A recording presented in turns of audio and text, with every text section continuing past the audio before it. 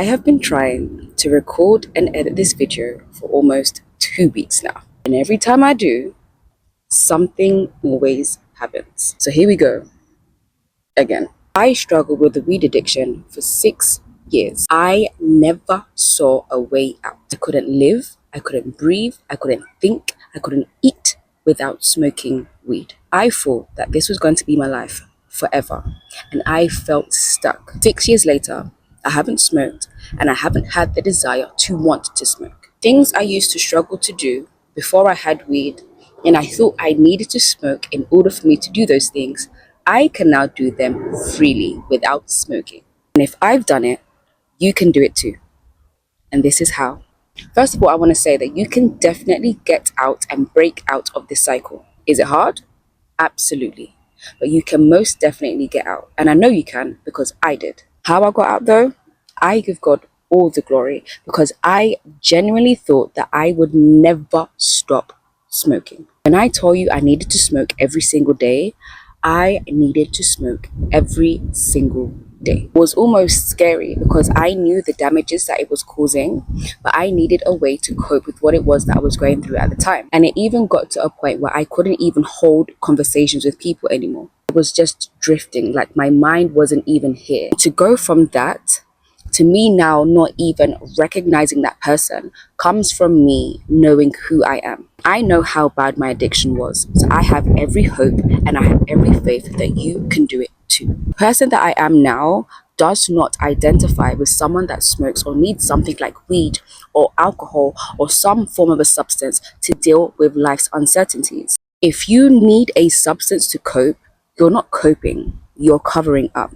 And the only thing that does is that it takes away your ability to deal with things internally. You're always looking for external factors to hold on to in order for you to stand or in order for you to feel secure. You hold on to these things thinking that this is who you are and this is how you're always going to be. The reality of the situation is you only cope this way because you do not know how to stand on your own. You're looking for things outside of yourself in order for you to feel safe. That's why people can knowingly be in wrong relationships for 10+ years. You've created a false sense of safety and security. Once you learn how to stand on your own, once you go through that difficult process of dealing with life by yourself, which will definitely hurt, that is when you'll be able to fully understand what you need in your life and what you don't need. That's when you can stand without reaching for the nearest bottle or looking for your next high or looking for the next person to be in a relationship with. I understand it perfectly. Dealing with things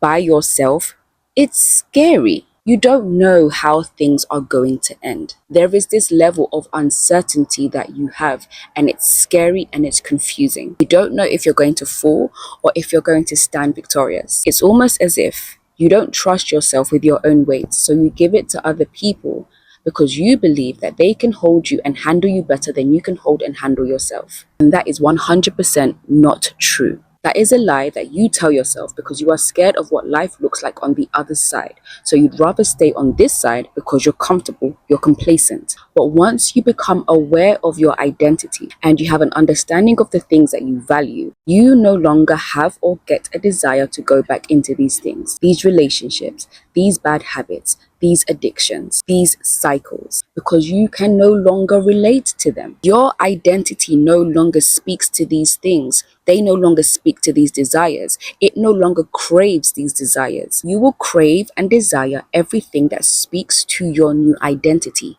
You can get out. You just need to know who you are. And then you need to learn how to not lean on outside factors in order for you to deal and cope with whatever it is that you are going through. And you need to do this so that you don't go back to who you was. It's about loving yourself enough to not go back to what broke you and what almost tore you apart.